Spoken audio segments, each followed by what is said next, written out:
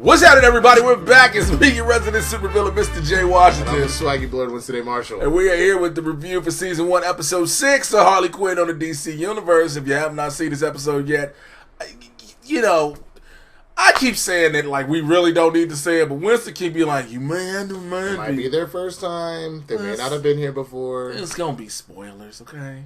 It is in the title. It's dead ass right there. Spoiler. And then there's some people like, well, man, they don't start talking about the episode till almost 4 minutes in. Well, you know what you getting. That's a really good Ron Funches King Shark. Oh, so you know what they think. I will kill each and every one of you with my bare hands if I have to. First of all, we need to talk about how dope, bro. So if you started seeing him show up, it already will have you laughing when you realize what happens when he sees blood.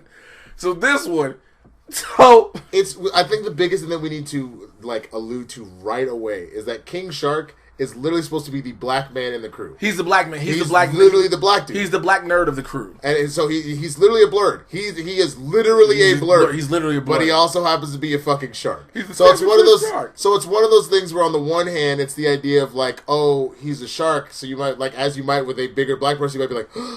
But then at the same time, I believe you do that with me too. You like, I don't, but we both. I'm sure we both get it. Where like on the street, like just you know how many women I've like. I'll try to like. I'll be at a restaurant. I was at a sushi spot, and I was trying to get a cup to get some put my spicy mayo in. And one of the girls she works there, and I walked up, and because I walk silently, I was like, "Excuse me." She turned around. She's like, "Huh?" And again, I have a joke about it. I'm like, "Bitch, what the fuck is you hunting for?" Like, I'm just trying to get a cup. Like, I mean, again, you're getting sushi. I get it. I understand that's a whole thing. Depending on whatever your situation is, you might be on edge one way or the other.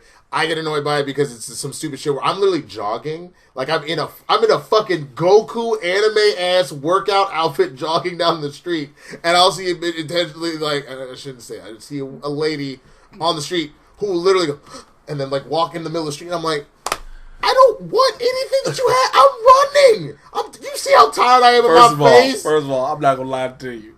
If I'm a white woman and I see a big nigga like you with dreads with a Goku shit on running, I'm like, this nigga's Goku Like, are you fucking kidding me?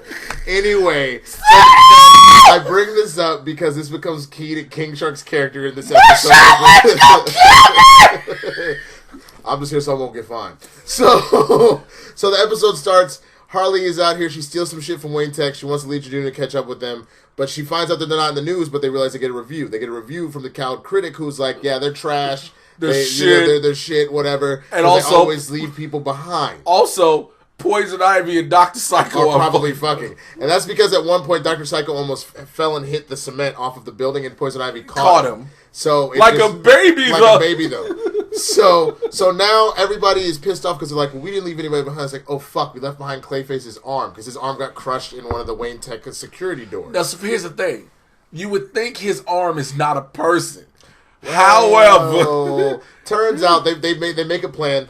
Clayface, King Shark, and Harley are gonna go rescue Clayface's arm, which has now become sentient and is now. I was gonna bring that up in just a second. Okay, so I was gonna say there's that. And then Poison Ivy and Dr. Psycho go to find this critic and beat their ass. So, while this is happening, you get Jim Gordon, who's sad as fuck. He sends a bat signal out for Batman. Batman goes, did you call me to tell me about the Wayne Tech robbery? He goes, no, I called you to tell you that my wife is fucking somebody else. And I feel really bad about it. And he's like, this is not a toy, Jim. It's for emergencies. He goes, it is an emergency. My life is in shambles. And he goes, you know what? You're done. No more bat signal for you. He takes a little bat thing, folds it up, puts it in his pocket, and leaves. And he goes, do your fucking job. And as he's going, he gives him a bag of evidence for the robbery. Turns out it's Clayface's arm. And like he said, it's sentient. So Jim Gordon and Clayface's arm, called the Arm, who happens to be essentially a child, become best friends. And like you literally see them at a point in the flashbacks going drinking, playing poker together. They're riding in the sunset on a motorcycle. So eventually, like he brought up, Harley and the rest of the crew that's remaining decide to get back Clayface's arm, and they decide they're gonna break into Gotham City to police. So here's what's funny: the way they're gonna do it is they kidnap a cop. It was a nice cameo. It was Aaron Cash. He's the black officer, typically in Arkham. He's missing an arm, so this works out perfectly for Clayface because he doesn't have an arm right now. He goes, "I'm a one-armed cop. What's my backstory? Did I lose it in a shootout in a scandal? Oh, diabetes. Which, to be honest with you, is fucked up. Is a little bit racist. Cause, like, it's not hell of a lot. What you mean a little bit, nigga? nigga loses his arm to diabetes, but it's kind of brilliant to have that little jab in there. No, so nigga, you only hear about black people losing a foot, not an arm. So here's what ends up being the plan. The plan is King Shark is handcuffed. They're going to walk him in. They're going to wait a second. He's going to bust out. He's going to cause a riot. And while that's happening, Harley's going to break out the arm. He's handcuffed. He's handcuffed. He's got he's got cuffs on his feet, cuffs on his hands. He's handcuffed. They open the door. All of a sudden, the cop goes, Shark! Shoot him with the trick. Beat the shit out of him. Throw him in a van. Drive him to Arkham or to Blackgate. Immediately put him in fucking... This motherfucker beat the fuck up in the face. And that's what I mean about he is clearly the black man of this group. Because this nigga could not harm anybody. And it reminds me of that episode of the Boondocks where the heat wave is going on and they see Uncle Ruckus and they go, God! And they shoot him like 50 fucking times. This is the same shit. My nigga was handcuffed and they beat the fucking shit out of him. It was like so quickly too. It was flawless. It was so fast. As soon as he opened the door, Clayface opened the door. Shark. The fuck up on his. And they he shot him with the train dirt. Bro, and the motherfucker just fell straight. Bro, they cut back to Clayface and Harley in the truck just like, oh, fuck. Well, that got out of control quickly. What do we do? So the new plan is they are just going to break into the police station themselves, and they're going to find the arm themselves. The whole time they Dr. Psycho and Poison Ivy trace where the signal comes from, and it's coming from his house. And so he opens the door, and his wife, Gigant, opens the door. He's like, I knew you fucking did this, bitch, to try and despite me. She goes, I ain't do that shit. So they walk in, and there's a dude sitting on the couch. And so Poison Ivy asks, so how did this work sexually? And it was really difficult. But she goes, Gigant goes, this is my new man, Brett. He goes, he's really good at cunnilingus. And Dr. Psycho goes, that's for weak-ass pussy men. He has an ice cream cone. This nigga makes a statue of David. And he goes, well, fuck! Poison Ivy goes, okay, call me. Now, who was doing this? It wouldn't be a review without me saying this. Let me say this. Because Winston was okay, here is Jay's Cuddling's tip for the week. Fellas, step your tongue game up. Also, when you realize you cannot play with a clitoris like you are a DJ in a nightclub, it is not a Serato pad. It depends. It depends on the person. Some people, someone might like you rub, but also you can't be rubbing this shit with calluses.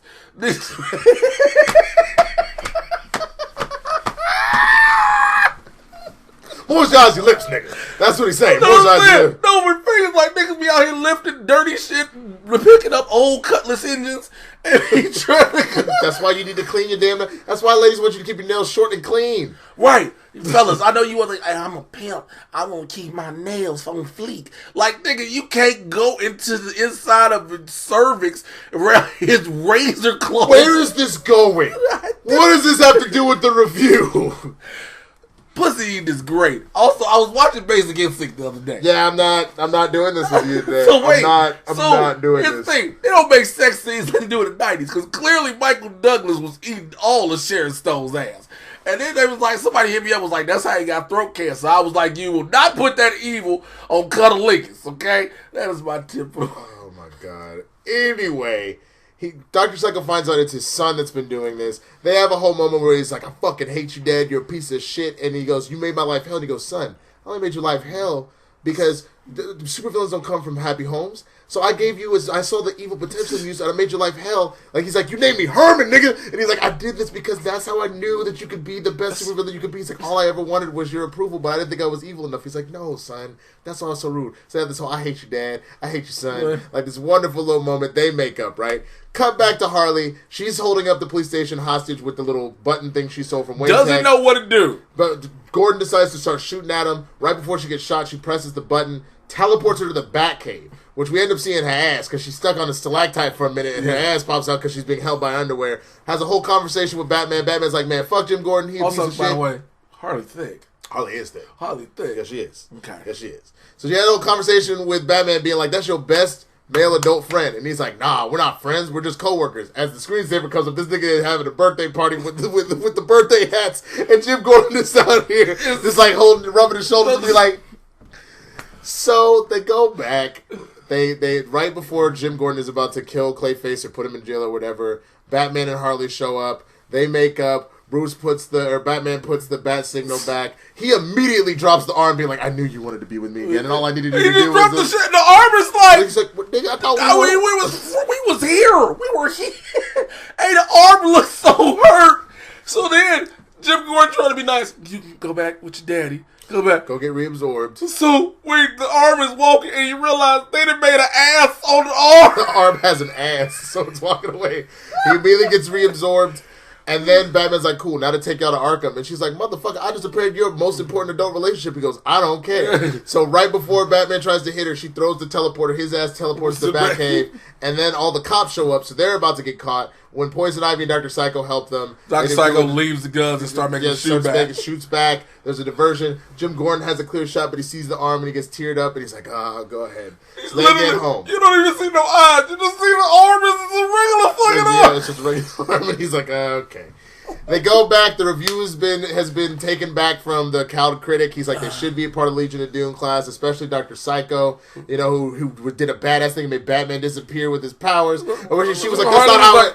Poison Ivy, let him have it. Let him have it. He retracts the whole them being together. They're both happy about that shit. But they go, Harley should be in it. If they stop leaving crew behind, they're like, what the fuck are you talking about? Oh! And that's when you find out that they remember that they left King Shark in the prison. So King Shark is drinking toilet water. He's like, He's like, Daryl, if you were to bring me inferior toilet wine again, I would have to take you in the bathroom. And I'm about to shake you in the shower. You know I don't want to do that. I don't want to do that. And he goes, I like being the cool boss. This is great. As soon as that happens, wall explodes. My nigga gets blown the fuck up. He doesn't die, but he clearly blood shoots everywhere. Harley goes, my bad for leaving you and taking so long, man. We're here to rescue you. And he goes, oh, it's okay. I got to see the inferiority of the prison complex system. And then as he's leaving, all of a sudden a new person's been brought in. All these inmates are screaming, fish! Hey, fresh fish, fishy, fishy! Well, then King Shark goes, hey, guys, listen. I know it's all in fun, but if you use that word, he goes, what the fuck? Yeah, my bad, King Shark, my bad, King. He's like, I know, seriously. I know it's all fun and games, but if you ever do that shit again, I will kill each and every one of you with my bare hands if I have to. And this is what I was talking about in the last review, that King Shark is my favorite fucking character because I can relate to him so much as far as being a blerd, where like my nigga is just trying to do his thing, but if you push the wrong button, he'll wild out on your ass. The niggas was so calm. Daryl, if you ever bring me inferior toilet wine again, I will shake you in the shower. And you know, I don't want to do that. Every actor on this show is fire and is perfectly cast, but nobody is as perfectly cast as Ron Funches' King Shark. What did I tell you about that fucking word? That sounds so hard. So all I have to do, which is clearly that's nigga. This is his way of when the black dude is around his white friends and they're like, yeah, what's up, my nigga? What the fuck? Tell me about that word. So, because some people, you get us white people, sorry about that. You get us white people like, well, you know, we've been cool, so I can say it right because we say it in rap songs. Or you can just rap it while Kanye's on it. And you do this to him, which I sent you the Santa Claus ain't fucking around shit. Hey, I'll retweet it because it's hilarious. But this comedian, I do not remember his name, but I will include his handle on there. Made this incredible Santa Claus is coming to town video called Santa Claus ain't fucking around. But I'm not gonna ruin it for you. Just watch it. Anyway, if I had to give my number on this is a 5. This is why I gave that last one a 4. When you see this and you see these moments, especially these King Shark moments, they just broke me.